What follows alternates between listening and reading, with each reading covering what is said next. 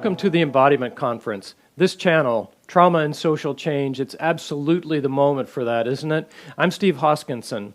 I'm the founder of Organic Intelligence. I've been teaching in this area of trauma, embodiment, and social change for about 25 years.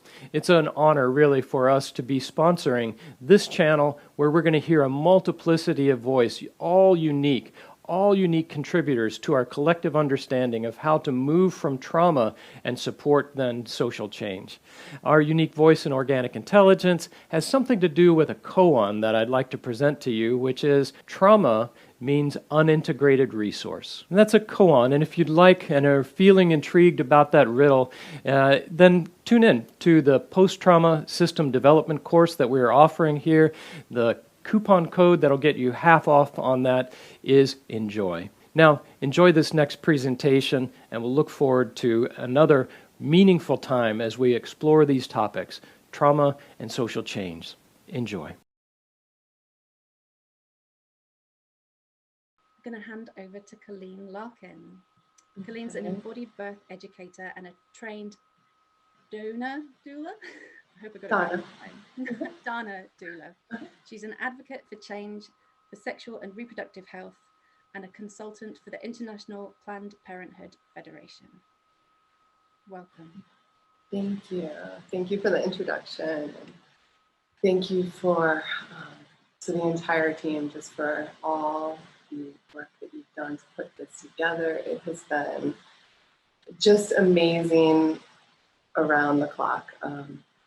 The conference participants, the support on the back end. I've just felt so supported and so held, and just want to really, really acknowledge everybody for making this possible. It's a real pleasure to be here today. So I want to welcome everybody that's here, in this session, those of you that will be watching this on the replay. I want to let you know that whether you are a birth worker yourself, whether you're somebody that's simply interested in this topic, or are currently pregnant, looking to be pregnant, I think that there's something here for you. Okay.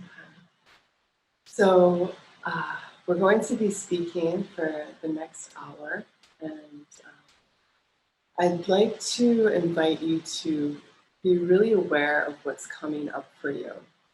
So while I'm going to be speaking and sharing a message, your body is also going to be having a message for you. So I invite you to just pay attention to that. Pay attention to what comes up, how you're feeling. Maybe check in with yourself throughout this conversation. I also would like to just say that some of this may be triggering, and I just want to leave space for that. So I invite you to just take care of yourself as you need to. If you want to reach out afterwards, my information will be available. So just allowing there to be space for everything. So welcome. And before I ground us, I would just like to ask you, and you can type this into the chat box, on a scale from 1 to 10, 1 being, I feel really present right now, I feel really in my body, 10 being, I'm thinking about everything else I have to do the rest of the day, or something that just happened, or I'm not really even here in my body. So where on a range, on a scale from 1 to 10, are you in this very moment? So for myself, it's a 6. Okay, thank you, Richard. Great, 7. Okay, excellent. And for myself, it's early in the morning. This is my first thing to do here. I'm really present. I'd say I'm 1 or 2 right now. feel really excited to be here. So I'm going to invite you to go ahead and close your eyes. If you want to turn off your camera, you can. So go ahead and close your eyes. And just allow your exhale to kind of drop you down into your body. With each exhale, allowing your body to sink into the space that you're in.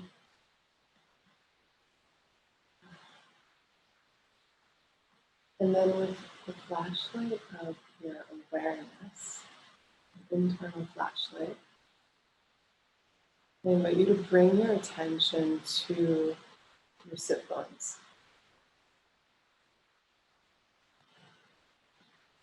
And you notice that. Is there a sensation? Is there a temperature? Maybe there's a warmth.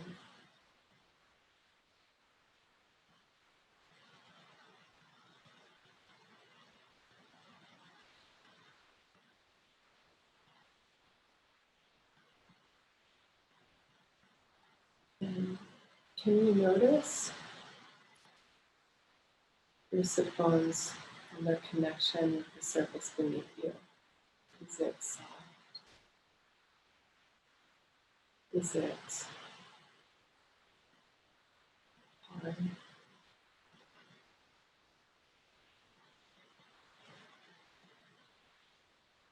And can you even notice that gentle pressing and release that happens with your breath?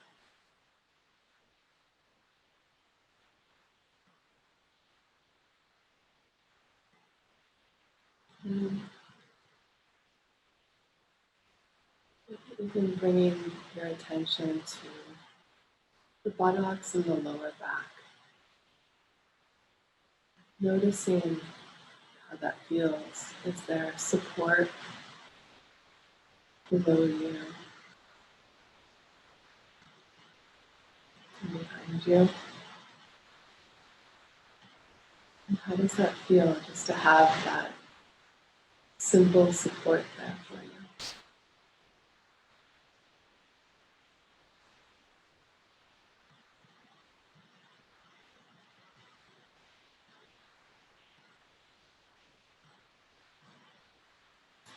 And now, with your eyes closed, I invite you to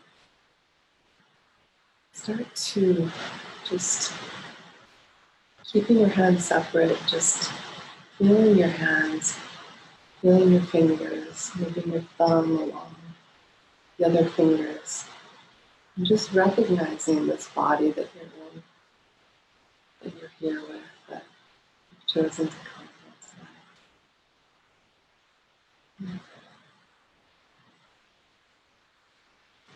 And then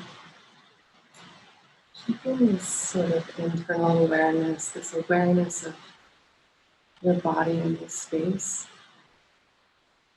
I invite you to slowly open your eyes and just slowly taking in the room around you. Just noticing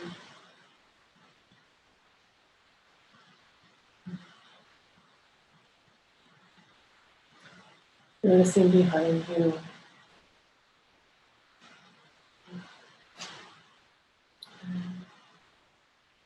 Noticing that you're safe in this space, in this moment.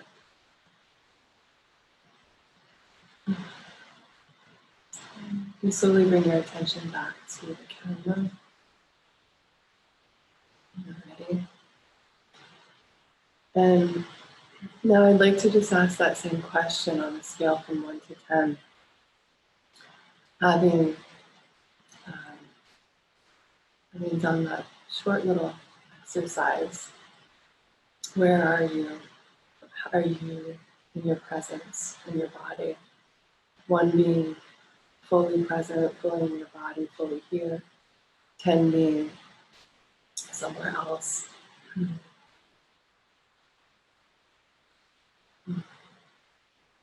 Oh, we're wishing on the speaker. Okay. The 9. Okay. All right. And again, a 1 is being fully present, 10 is being someplace else. Okay. 2 or 3. Beautiful.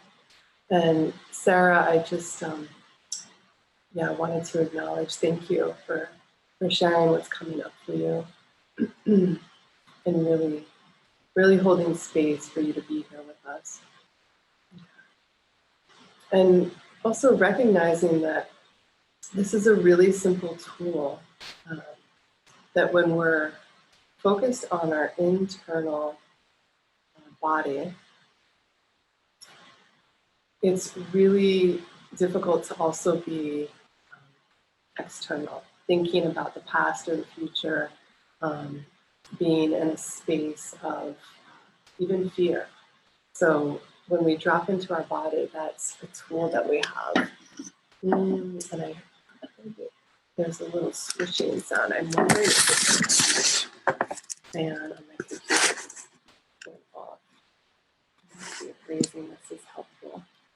Is that any better? Okay. Is it really distracting, this sound? Hopefully it'll get a little bit better. So that's just a really simple tool that you can use with yourself. You can use with women if you're working with them. It's just something really practical. Okay, so we're going to be talking about alienation of the body and birth today. And I was listening to a speaker earlier this week, Valerie Mason Johnson, and she was talking about our body as home. And she was talking about how if we were to leave work today and things look different all of a sudden, the streets look different, and we couldn't find our way home, how would we feel? What emotions arise for you, when you think about this? For me, it would be, if this were to be happening over a period of time, it would be a longing. It would be frustration, helplessness. That's such a good word. Yes, helplessness. So I love how she used this term, the body lost. Yeah, perfect. Lost. The body as home. And I was reminded, I lived actually in the country of Haiti for many years. And it's a country that I love, and I love their language because it's so vivid.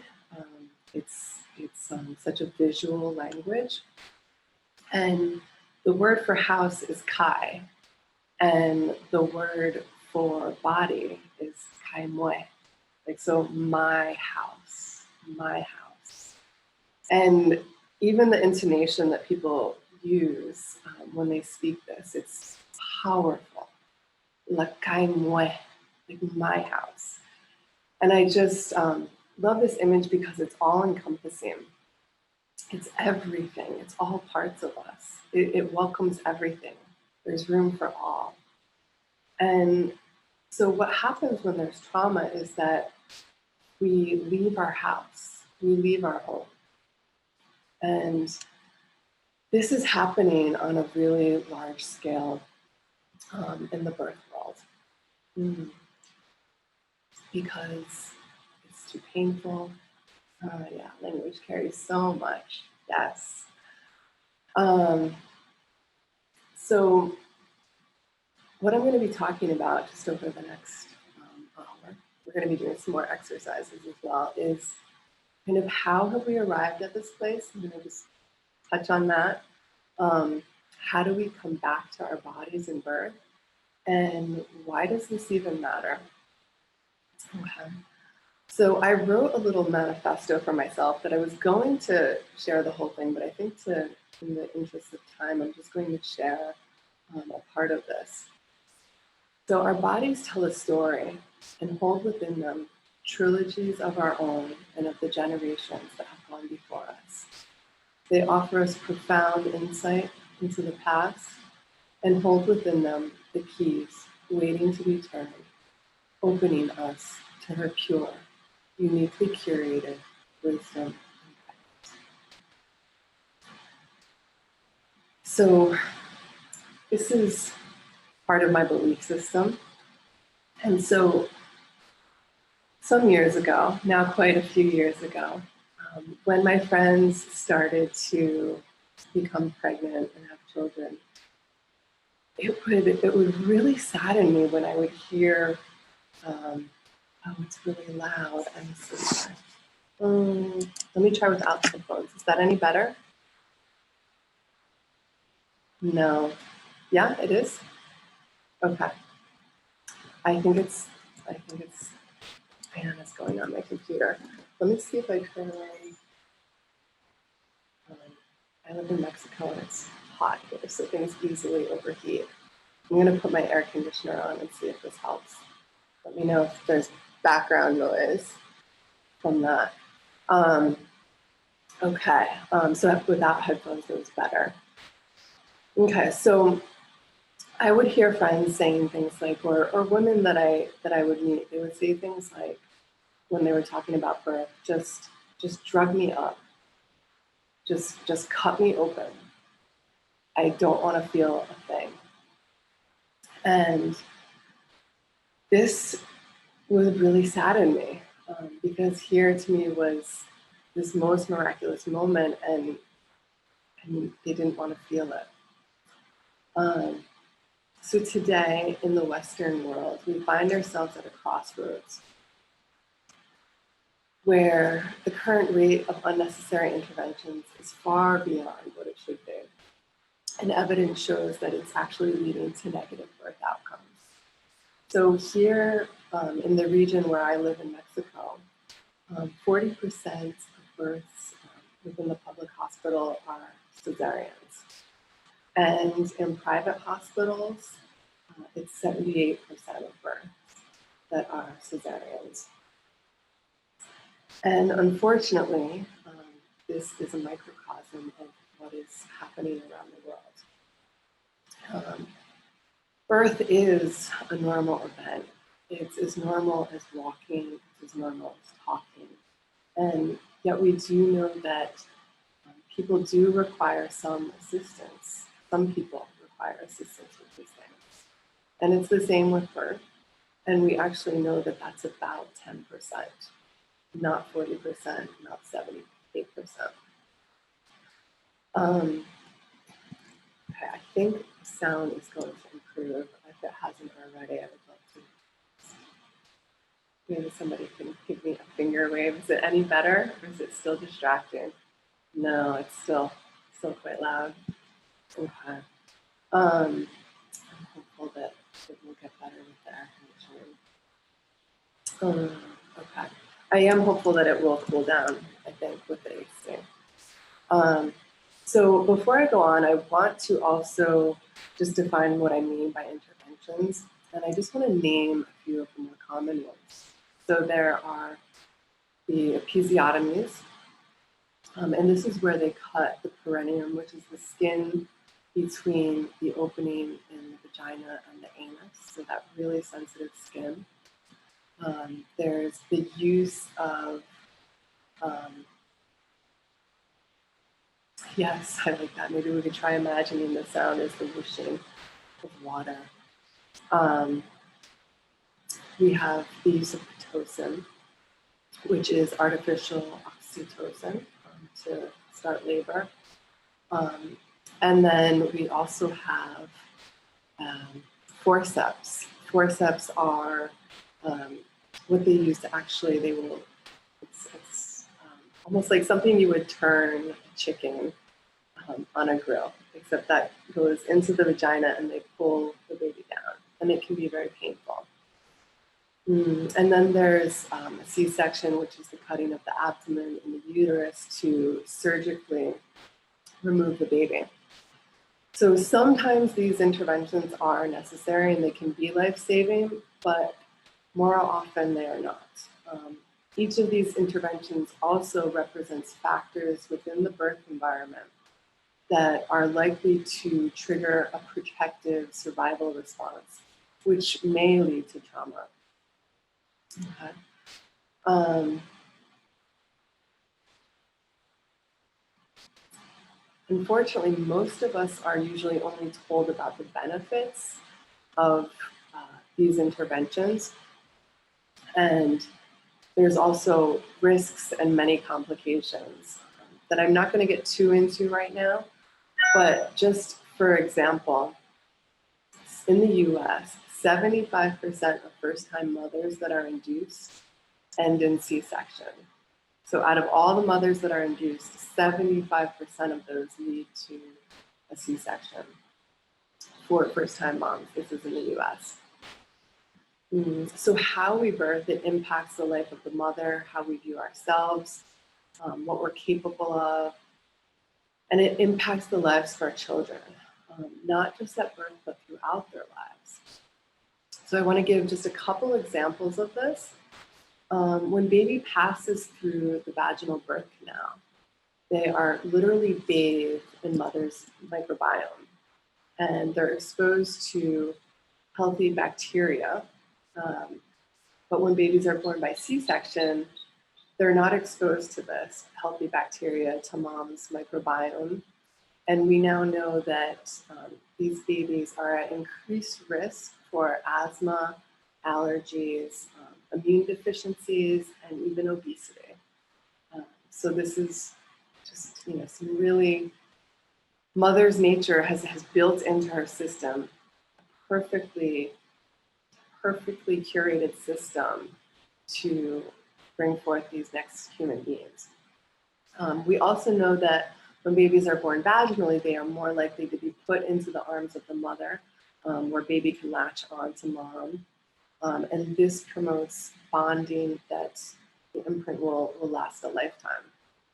Equally, when babies are born vaginally, there is an explosive release of oxytocin. This is more oxytocin than mom would ever experience in any sexual encounter. And this is to promote the bonding. And the bonding doesn't just happen between mom and baby, but those that are there for the experience also get a flood of these hormones. And when baby is born by C-section, the same flood of hormones is not released. So if we now know that the overuse of interventions leads to negative birth outcomes, then why are more and more women having interventions? And with few exceptions, these rates are on the rise around the world.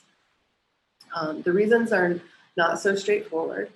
And I would like to go into some of the less talked about reasons that are arguably part of a sort of collective trauma, and at the very least, colors our perception of the birth experience prior to ever becoming pregnant. So if we think about just television shows, how do they portray birth? What do we see? Pain, yes, yes.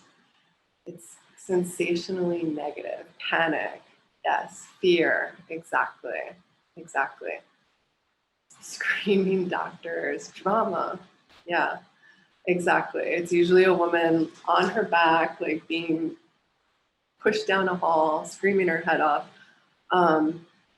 And what happens is there's nervous system transmission. So even if, we can say, I don't believe that, there's still this transmission that's happening where we are having this association with birth, even if it's, very subconscious. Equally, what I want to say, told what to do, not empowered. Yes, exactly. So equally, just a note for anybody that's not aware, a woman would never intuitively choose to birth on her back. It's probably the most painful position. And equally, when we get into a more vertical position or on our hands and knees, the birth opening opens by 30%. It also takes pressure off, and we're also working with gravity. So we're not even acknowledging the natural intelligence of the body in that position. Okay. So as women, there has also been this sort of dumbing down of information when it comes to sexual and reproductive health. There's a real glossing over of the anatomy. We know the word vagina, but are we taught about, all of the various parts? Are we taught that the outer vagina is the vulva, that the inner parts are the vagina? Are we taught about the clitoris, about the inner and the outer labia? So really from the start of probably our sexual reproductive health education, there's really just a glossing over of things. So this doesn't leave us feeling very empowered. And for me, it's really easy to understand why birth would be that much more of something that seemed like a foreign country that I would just choose to defer to my doctor's advice. And just to illustrate this point a little bit further, I did my graduate work looking at what adolescents know about menstruation prior to its onset, and what we are disconnected from our natural selves. So true. You're thinking in the direction that I'm going. So when I did this study, and it was a pretty big study, what we found out for me was shocking. So 47% of these adolescents that we studied were afraid the first time they had their period. 31% of them thought they were sick. 19% thought that they were dying. And 40% of these girls still felt shame and had not told anyone that they were menstruating. So this is something that should be celebrated, our womanhood, our ability to reproduce, it's life itself. But yet the associations are fear and shame. And these attitudes, these emotions around our bodies, around our sexual health, don't stop there. They continue on down the line unless there's some sort of outside intervention that's taking place. So these are some of the things that, quite honestly, we're really swimming in, that we may not even think about how they impact our views of birth.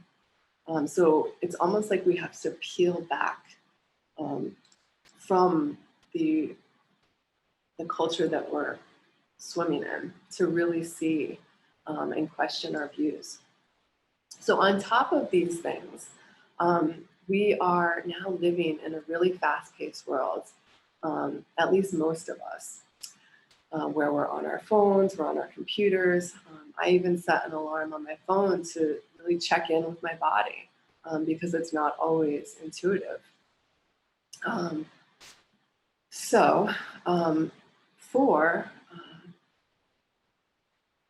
For some of us, we may just be walking around with this sort of low-grade trauma, just a slight disconnect.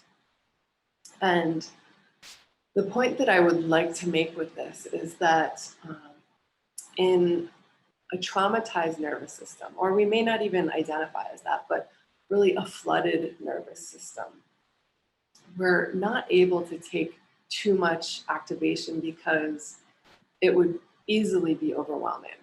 And for many of us, the idea of labor may feel absolutely overwhelming.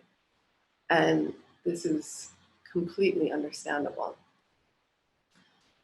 I really see this as an entry point and an opportunity to work with women, not only in preparation for birth, but we're also able to address deeper, more rooted issues.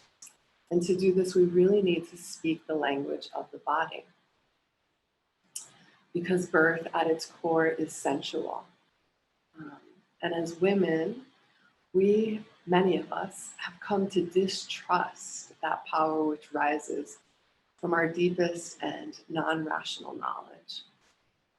And this is the space where birth lives. So how do we come back into a relationship of trust with our bodies, where we invite the sensual into the most important aspects of our lives? Because it really is the same energy that brought this baby into the world is the energy we want to tap into to bring the baby out.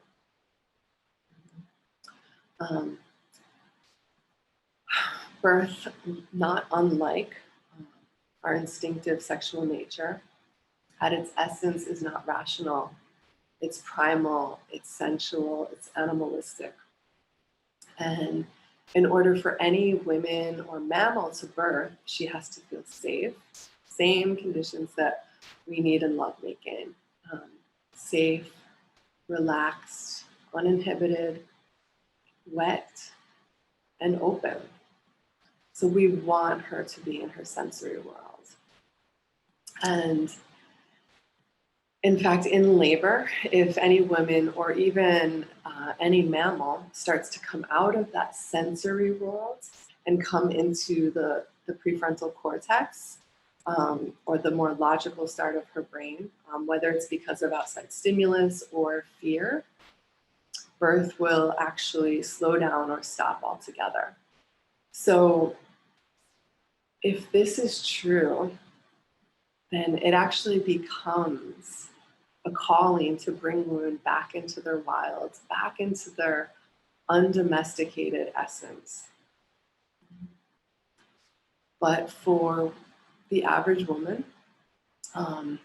mired with histories and cultural contexts that have shamed her sensuality, degraded and dismissed her intuitive body wisdom, for this woman, it can be a long way to travel from her head back into her body, back into her home. And among races and cultures that have been marginalized and repressed, this becomes even more true. So trauma, we agree, has emotional and cognitive effects, but primarily it is a physiological process. Okay, so it's of the body. The trauma lies in our organs, in our cells, in our tissues, in our being. And until we release these charges, these traumas within the physiological body, it's often very difficult to resolve the other more cognitive, emotional pieces. Because emotionally flooded systems, remember, they cannot take in a lot of activation because it's too overwhelming. So how do we help women to prepare for the immense activation of energy that labor and birth bring forth? Okay, so this has to happen one small experiential encounter at a time. And I'm going to draw from an analogy that Peter Levine has given us that I think is quite appropriate. So when we go to mix an acid and a base together, if we were to just throw them together, what happens? There's an explosion. Okay. For women who have been living outside of their bodies, this experience of all of a sudden coming fully into her body, because that's what birth asks of us, fully surrendering to this energy that is pulsating through her, this may feel like an explosion. So how do we support ourselves and other women in a gentle way so that when the moment of birth arrives, when labor arrives, she's able to surrender to this energy. So going back to Peter Levine's analogy, what happens now if we take the base and we add just a droplet of acid at a time? We add one drop, and then another drop. There's a little fizzle, and then another little fizzle. Yes. And what happens as we continue to do that is it becomes neutralized. And there's this place of equilibrium. So working with women through the language of their bodies and the language of the nervous system in small titrated ways can be the alchemy that brings women back into balance, allowing them to make empowered decisions around their birth and enter birth from a place of safety. So I see this time of pregnancy as an invitation to be working much more deeply with ourselves, with pregnant women, than we currently are, because studies show that women are more adept to change and transformation during pregnancy and throughout postpartum than at any other point in their lives. So with the amount of time left, what I would like to do is invite you into a small experiential somatic exercise. So this is yoni breathing. And this is such a simple exercise, but it's very powerful. And what it does is, if we also have been disconnected from our bodies, then most likely we've been disconnected from our vaginas, from our vulvas. And this is our first chakra. So most likely there's an ungroundedness. So this simple exercise can bring us back into grounding, and it's connecting us with our power center, because as women, this is where our power center lies. So I'm going to invite you to get comfortable wherever you're sitting. If you need to adjust anything, pillow, if you can make yourself just 5% more comfortable. And then I'm going to invite you to close your eyes.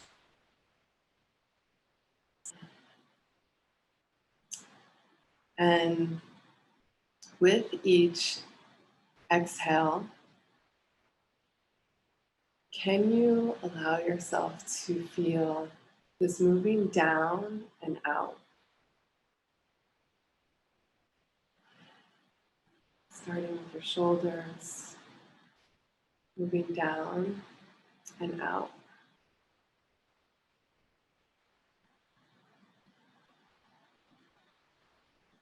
And coming down, bringing your attention to your stomach.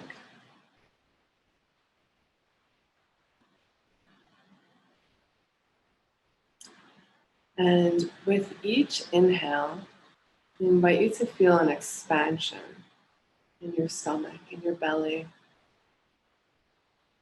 And with each exhale, a contraction. So moving inwards. So exhale, the belly's filling up. Inhale, the belly's filling up. Exhale, there's a contraction as the air moves out. So feeling this in your belly.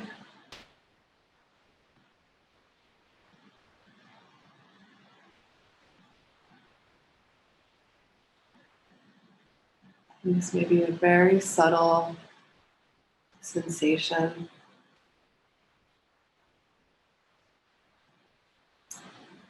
And then you just bring your attention slowly outwards to your hips,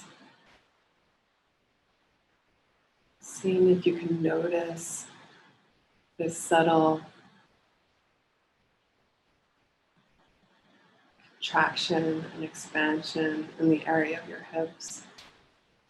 It may be ever so subtle.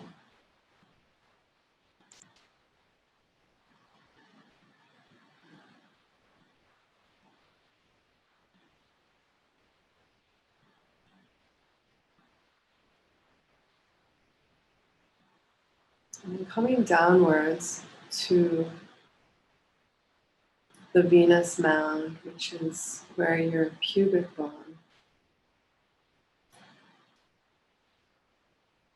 is slightly outwards. Can you notice in this space the expansion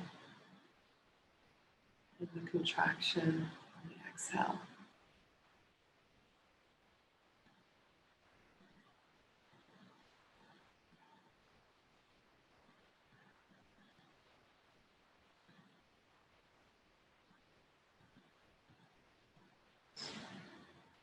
And coming down to the vulva, the lips, the vagina.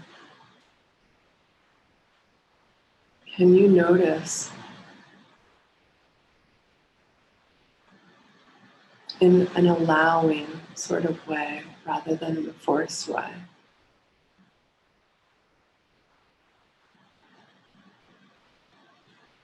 The expansion and the contraction.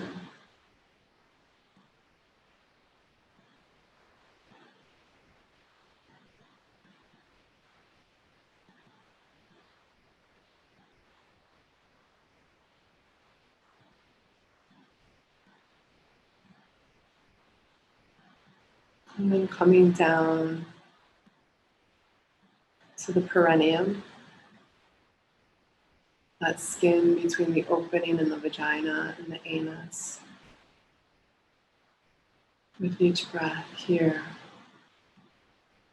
can you notice the expansion and the contraction?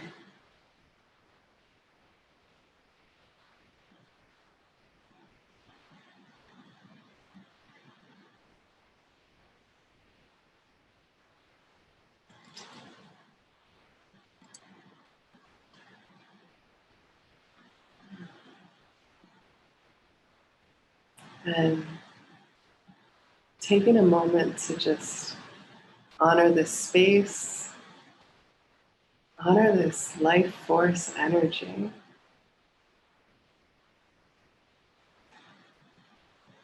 Knowing that this is the energy that fuels us, it fuels our creativity, fuels our livelihood in the world. Today we're going to allow this energy to just be there. And I'm going to invite you to bring your attention up to your heart. You're placing your hand on your heart.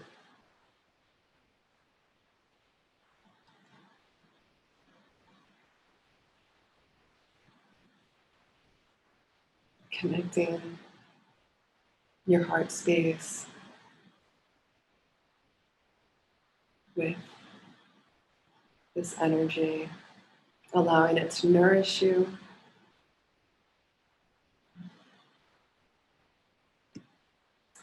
And when you're ready,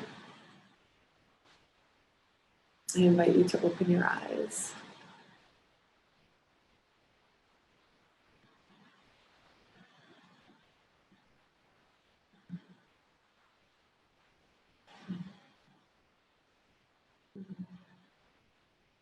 And if you had to describe that experience for you in just one word, how would people describe that?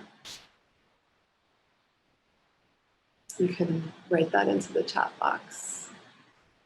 Beautiful. Welcome home. Gently powerful, reconnecting, nourishing, pulsating. I love all these words. They're powerful. Thank you. Thank you. So this is one of the simple exercises that's of the body that helps reconnect us with our body. It's something that we can do with ourselves. It's something that we can do with women that we may work with. And this type of work over a period of time throughout pregnancy can have almost endless effects. It really is a way to start addressing trauma at its physiological root. This can support the discharge of maybe moms that have emotionally flooded nervous systems at a time when baby is attuning its nervous system to that of mom's. Equally, it's important to know that when women are pregnant, if you're pregnant, you're signaling to your baby how they're going to be born. So if you're feeling stressed out on a regular basis, oftentimes what will happen is the blood will go right, it will go to the baby's extremities, the hands, arms, and legs, making them a natural born fighter. This is the work of Bruce Lipton. So baby will actually be born ready to fight or flight. And it's a way that we perpetuate trauma. So it's really our responsibility to take care of our nervous systems. This work it's integral to the well-being of our world and of our children. So I just want to say thank you to all of you for being here with me. Thank you for the opportunity, to the entire Embodiment Conference team. And this is a way for women not just to prepare for birth, but to really reconnect with our power at its source, And this will forever change the way that we interact with the world and with ourselves. So thank you. And if we have questions, I would love to hear them. Oh, that's so great to hear, Mel. Excellent. Yes, any questions I'm happy to answer. If things came up for you, if that was difficult for you, feel free to reach out to me. I have a website that you can write to me at. Will we share the link for your website in the chat here? Sure. And I think a question has just come in. Let me find it for you. I have a friend who is pregnant and is very disconnected with the body. She gets easily triggered, and when I invite her to connect with the body, also knowing I work with embodiment, she feels pressure. What would your suggestion be for me to act in this situation? I think it's really important to meet women where they're at and recognize that their body does have a natural intelligence to it. And take the time, if this is somebody that you're working with and you wanted to, there's somatic exercises that I work with where I guide women into their body, similar to the one that we did, but it's really letting them take the lead because this is about them finding their power source, not us pushing and prodding them to it. So it really does have to unfold in a gentle way. So if she's, if this is something that she's willing to explore, that's an incredible start. And, you could offer this exercise, and this might be too much. This might be too much for her system, and maybe it's, one thing to know is, working with the buttocks and with our feet is really grounding, just bringing her into those spaces to start. And then slowly, you know, coming further into the body as she feels ready, letting her take the lead. And if you want some more guidance on that too, you can reach out to me. Fantastic, thank you. I think often it can be tricky when you're working directly with friends too. So if there's resources that you have that we can direct them to, that sounds great too. Yes. If you want to connect with me on my website, that would be great, because I do work with women. Perfect. That's why. Colleen's link is in the chat here. And we have another question. What traumas would a baby carry from a cesarean section birth and going into an incubator for several days while the mother recovers?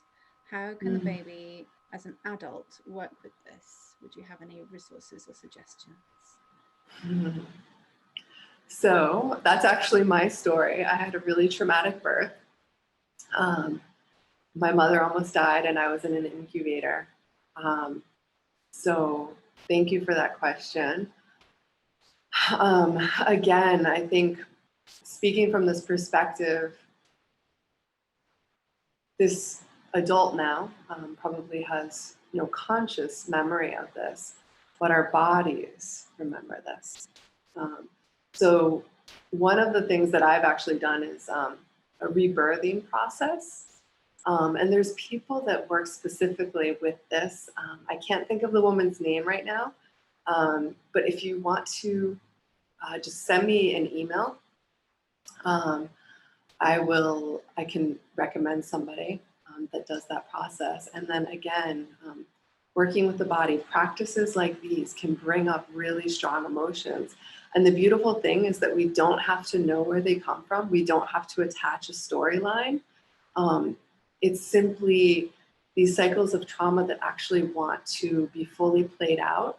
They want to release. So sometimes you just might notice, coming into the body, this overwhelming feeling, and tears might come up. And it's this release of maybe a trauma cycle. So this working with the body, this exercises like this, going into the vagina, where we store a lot of these things, can be powerful. Thank you for that. I know these are all big things for people here. I think we might have time for a quick response to one last question. How would you work with someone going through a miscarriage? Going through a miscarriage. So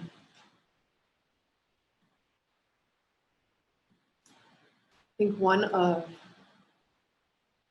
the needs that can be really powerful and really healing is just to be seen in our experience. And I think with miscarriage, one of the things is there's no outward, many people were not announcing this to the world. So it's this grief, this internal grief. And first, if you're working with a woman, really holding the space for her, to see her. You can do some imagery work, asking where she feels this in her body. What is the sensation? Asking her, how does that sensation want to express itself? And just by that emotion, that depth of emotion being allowed to be seen, can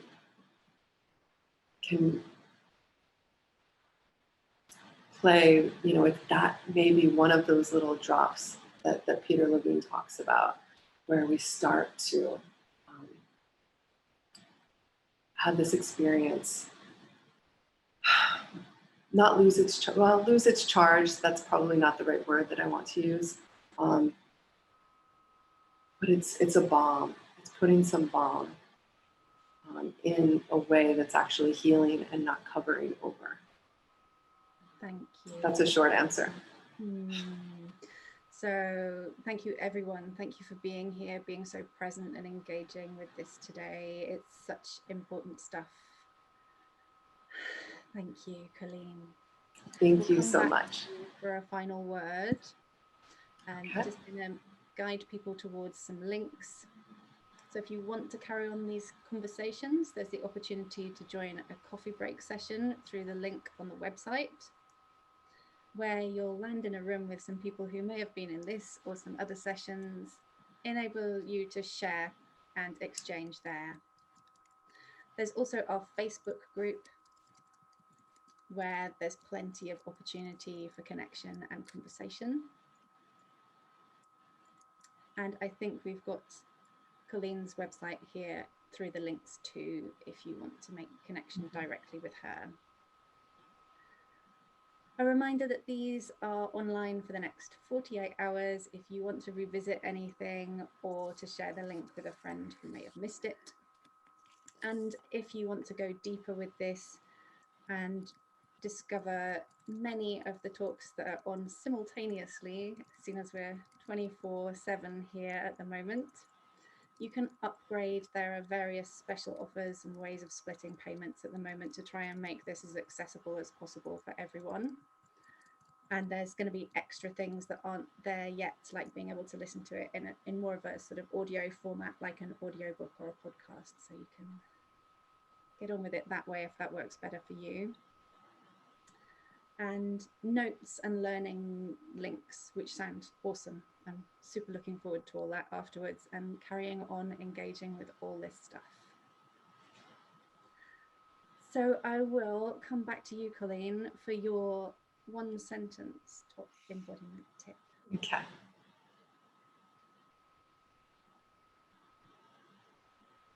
What would you suggest? Oh, okay. I thought we were putting like on a commercial or something and then coming back to me. Sorry. Okay.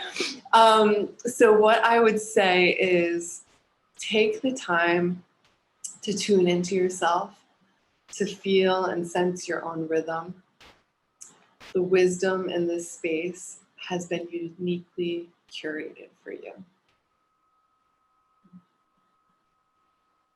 That's my one sentence. Wonderful. Thank you so much for all you've shared with us. Lots of thanks coming in the chat here.